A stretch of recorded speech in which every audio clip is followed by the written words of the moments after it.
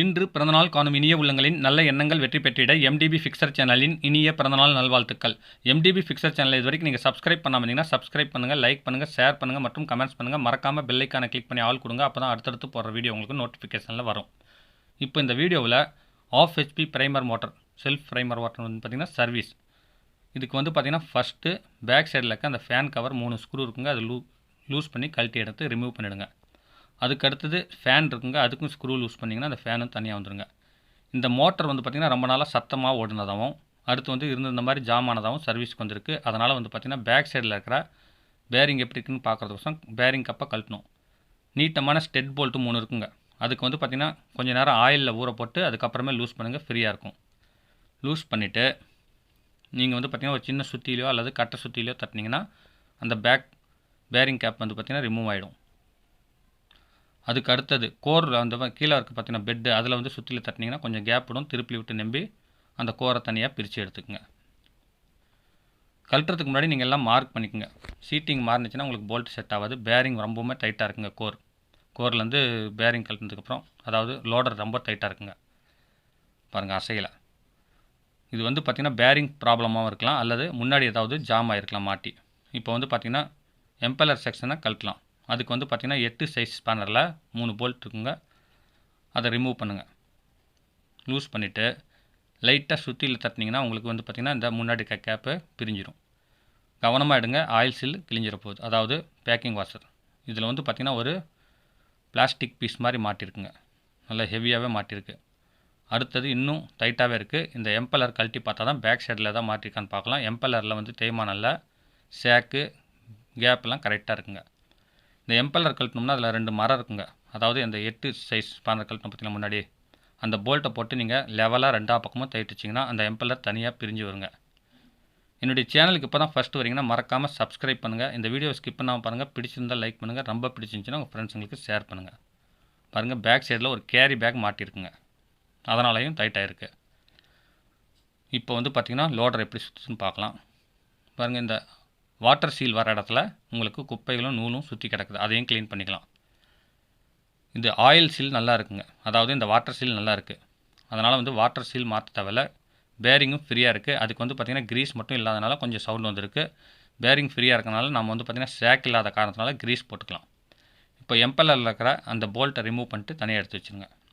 இப்போ வந்து பார்த்திங்கன்னா ஃப்ரண்ட்டில் க்ளீன் பண்ணி இந்த இடத்துல ஒரு லாக் வாஷர் இருக்கும், அதை ரிமூவ் பண்ணிங்கன்னா இந்த லோடர் தனியாக வருங்க, இல்லைனா லோடர் கழட்டுறது கஷ்டம்.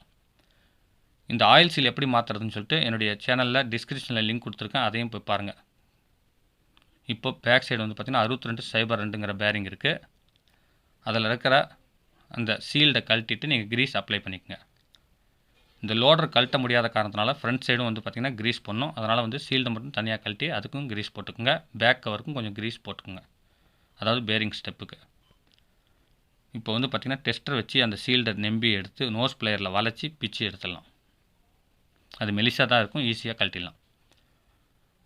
நல்ல தரமான க்ரீஸாக போடுங்க, இல்லை ஹீட்டில் வந்து உருகி வெளியே வந்துடும். அப்போமே க்ரீஸ் போட்டு பிரயோஜனம் இல்லை. இதுக்கும் நல்லா விரலை வச்சு நல்லா அழுத்தி நல்லா பேரிங் ஃபுல்லாக அப்ளை ஆகிற மாதிரி நல்லா க்ரீஸ் போடுங்க. போட்டுட்டு இப்போ வந்து பார்த்திங்கன்னா அந்த கனெக்டிங் லீடு வர்றது பேக் சைடுங்க, கரெக்டாக கோர் மட்டமாக வச்சு தள்ளுங்க. இந்த லோடர் வந்து காயிலில் மோதாத மாதிரி நல்லா சீட்டிங் ஆனதுக்கப்புறம் மார்க் நேராக வச்சு பேக் கவர் போட்டு கட்டை சுற்றிலையோ அல்லது சின்ன சுற்றிலையோ தட்டுங்க. கரெக்டாக அந்த ஸ்டெப்பில் அணைஞ்சிக்கும். பேக் சைடு அணைஞ்சால் தான் அந்த போல்ட்டு போட முடியும். ஃப்ரண்ட் சைடு வந்து டைட் வச்சு கொஞ்சம் கொஞ்சமாக அணைச்சிக்கலாங்க. இப்போ இந்த ஸ்டெட்டு போல்ட்டில் கொஞ்சம் க்ரீஸ் தடவி விட்டு ஃப்ரண்ட்டில் இருக்கிற அந்த செக்ஷனில் வந்து பார்த்திங்கன்னா கொஞ்சம் ஆயிலோ அல்லது க்ரீஸோ தடவிக்குங்க. அப்போ தான் ஃப்ரீயாக டைட் வைக்க முடியும். இந்த மாதிரி போட்டு விட்டு பார்த்திங்கன்னா ஃப்ரண்ட் செக்ஷனில் எண்டு வரைக்குமே மரம் வரணுங்க. அதனால் கொஞ்சம் ஆயில் விட்டு க்ரீஸ் தடவி விட்டு நீங்கள் வந்து பார்த்திங்கன்னா டைட் வச்சிங்கன்னா உங்களுக்கு ஃப்ரீயாக கையில் சுற்றினாலே டைட் இருங்க. அல்லது இந்த மாதிரி கட்டிங் பிளேயில் டைட் வச்சுக்கலாம். வாட்டம் இருக்கிற இடத்துல கட்டிங் பிளேலையும், வாட்டம் இல்லாத இடத்துல நோஸ் பிளேலையும் டைட் வச்சுக்கோங்க. இந்த மாதிரி மட்டத்துக்கு அந்த போல்ட் வந்ததுக்கப்புறம் பேக் சைடில் நட்டு போட்டு லெவலாக 3 பக்கம் ஒரே மாதிரியாக டைட் வைங்க. அப்போ தான் வந்து அணையும். இந்த சீட்டிங் வந்து டைட்டாக இருந்துச்சுன்னா உங்களுக்கு எதுவும் தேவையில்லைங்க. அல்லது டைட் இல்லை லூஸாக இருக்குன்னா கொஞ்சம் செல்லாக்கோ அல்லது அனாபாட்டோ போட்டு நீங்கள் ஃபிக்ஸ் பண்ணிங்கன்னா தண்ணீர் பட்டாலும் மோட்டருக்குள்ளே போகாது. சுற்றி லெவலாக டைட் வச்சுட்டு சாப்பிட்டு சுற்றி பாருங்கள், ஃப்ரீயாக இருக்கணும். அப்படி ஃப்ரீ இல்லைன்னா மறுபடியும் கொஞ்சம் கட்டை சுற்றியில் கொஞ்சம் சீட்டிங் தட்டி விட்டு டைட் வைங்க. அடுத்து எம்பெல்லர் வந்து மாட்டிக்கலாம். கீப்பின் அதுலேயே அந்த ஷாப்லேயே ஃபிக்ஸ் ஆகிருக்குங்க. அதனால் வந்து அப்படியே தட்டிக்கலாம். தட்டிட்டு நீங்கள் சுற்றுனீங்கன்னா டைட்டாகவே இருக்கும். இந்த மாதிரி ஃபுல்லாக தட்டி விட்டு அதுக்கு அடுத்தது மீண்டும் அந்த போல்ட் போட்டு நீங்கள் லெவலிங்காக டைட் வச்சிங்கன்னா உங்களுக்கு ஒரே மாதிரியாக ஓரம், அதாவது வந்து பார்த்திங்கன்னா சென்ட்ரிங் அலைன்மெண்ட் மாறாமல் ஒரே மாதிரியாக மேலே வரும். கொஞ்சம் மேலே வந்து ஃப்ரீ ஆனதுக்கப்புறம் நீங்கள் மீண்டும் அந்த போல்ட்டை ரிமூவ் பண்ணிவிட்டு இப்போ என்ன பண்ணுறீங்கன்னா அந்த சாஃப்ட் கேப்லேயும் அந்த புள்ளி இந்த கீப்பின் இருக்குது பார்த்திங்கன்னா அந்த இடத்துலையும் கொஞ்சம் ஃபெவிக்விக் வந்து 2 சொட்டு விடுங்க. ரொம்ப அதிகமாக ஊற்ற வேண்டாம், மைல்டாக. ஏன்னா ஆயில் சீலுக்கு போகக்கூடாது. போனால் உங்களுக்கு வந்து பார்த்திங்கன்னா ஆயில், அதாவது அந்த வாட்டர் சீல் வந்து டேமேஜ் ஆகிடும். அதுக்கு அடுத்தது பேக்கிங் சுற்றி கிரீஸ் அப்ளை பண்ணிக்கோங்க. அப்போ தான் வந்து மீண்டும் மோட்டர் கழட்டும் பொழுது அந்த பேக்கிங் கிளியாமல் வரும். இதில் அம்புக்குறிகள் இருக்குது பார்த்தீங்களா, ரொட்டேஷனுக்கும் இன்புட்டும் அவுட்புட்டும் அதை பார்த்து கரெக்டாக கனெக்ஷன் கொடுக்கணுங்க. மாறி சுற்றினாலோ அல்லது மாற்றி இன்புட் அவுட்புட் கொடுத்தாலோ உங்களுக்கு வந்து பார்த்திங்கன்னா தண்ணீர் ஃபோர்ஸ் கிடைக்காது, தண்ணி எடுக்காது. இந்த மாதிரி பாக்ஸ் வச்சு லெவலிங் டைட்டு சுற்றியும் வைங்க.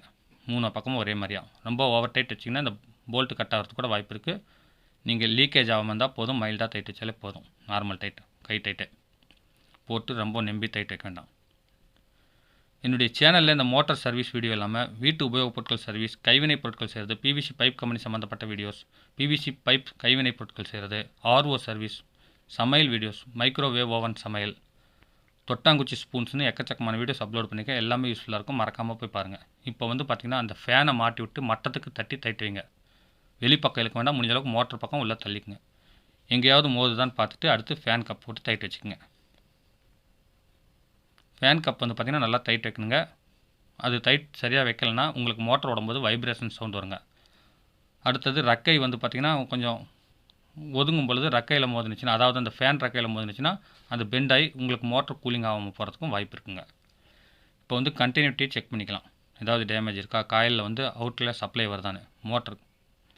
இப்போ கண்டினியூட்டி பார்க்குறோம், பர்ஃபெக்டாக இருக்குங்க. பாடி எர்த் ஆகலைங்க. ஆனால் கம்பல்சரி வந்து மோட்டருங்களுக்கு கிரவுண்ட் எர்த்து கொடுக்கணுங்க. இல்லைனா பாடி எர்த் ஆகும் பொழுது அல்லது மோட்டர் காயில் போகும்பொழுதோ கரண்ட் ஷாக் அடிக்கிறதுக்கு வாய்ப்பு இருக்குது, உயிர் கூட ஆபத்தாகுங்க. இந்த மாதிரி இன்புட் பார்த்து கனெக்ஷன் கொடுத்துட்டு அந்த பைப் வழியாக கொஞ்சம் தண்ணீர் ஊற்றிக்குங்க. அந்த எம்பெல்லர் செக்ஷனில் தண்ணி இருக்கிற மாதிரி, இல்லைனா வாட்டர் சீல் போயிடுங்க.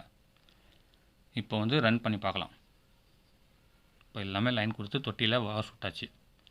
இப்போ சுவிட்ச் ஆன் பண்ணோன்னே முதல்ல கொஞ்சம் துருப்போட தண்ணி வருதுங்க. தண்ணீருடைய வேகம் 3/4 இன்ச்சு ஓர்ஸ்லேயே, அதாவது பைப்பில் இல்லை ஓர்ஸ்லேயே வந்து ஃபோர்ஸாக வருதுங்க.